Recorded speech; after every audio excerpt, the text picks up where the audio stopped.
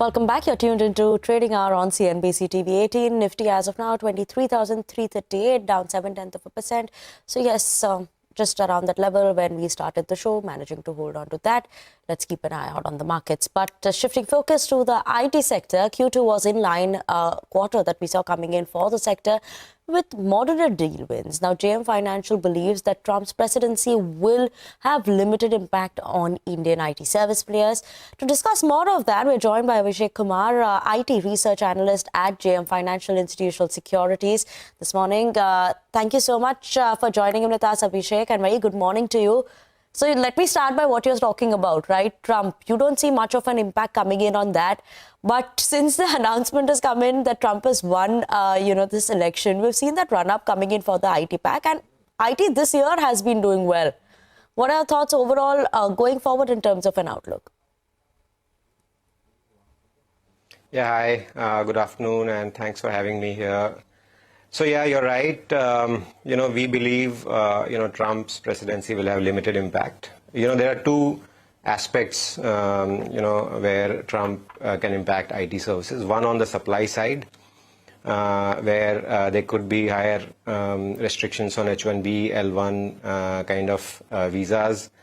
But there, our analysis suggests that most of the players have significantly localized their resources in US, and therefore they are relatively immune to any increased scrutiny, etc., on these visas. That's one. I think second is on demand itself. So Trump is seen as pro-growth. He's talking about corporate tax rate cut from 21 to 15%. Last time he cut from 35% to 21%, and we had seen, an increase in S&P earning, after that. So if that were to happen, again, earnings in S&P can go up, which generally has strong correlation with IT services demand. So that could be slightly positive, for the demand in general.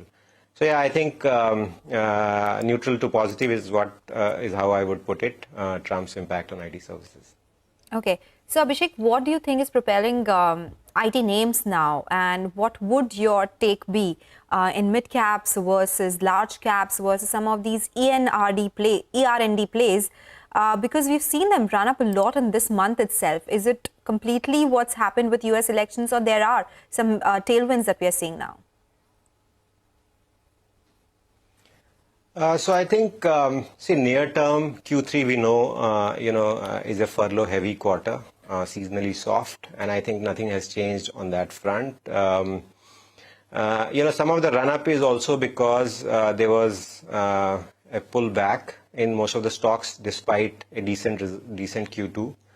And with some clarity emerging both on rate cuts and, presidency debate behind us, clients can also look at next year's budget with some sort of clarity that generally bodes well for the demand. And the setup, I think in general is looking better compared to the same time last year when clients might be setting up their budgets for 2025. This time, setup is better. BFSI, we have already started to see some green shoots in discretionary spend, which generally is a precursor for, demand in other sectors. So yeah, I think some pullback, rate cut and presidency uncertainty behind us, and some green shoots in BFSI are some of the reasons why stocks are doing well. Right. Abhishek, just a word in terms of mid-cap ITs, large-cap ITs, second half of the year of FY25, or when we look much more forward in FY26, where do you see the moves coming in from? Do you think large-cap ITs are going to be participating a bit more in the moves? Yeah, so let me break your question in two parts. If we have to just look at second half of this year, I think mid-caps should do well. And when we talk about mid-cap, it has to be a lot more bottom-up. And both Persistent and Coforge, they are doing well, very execution-focused companies. And I think they will continue to outperform larger caps in terms of growth, and that should reflect in the stock performance as well.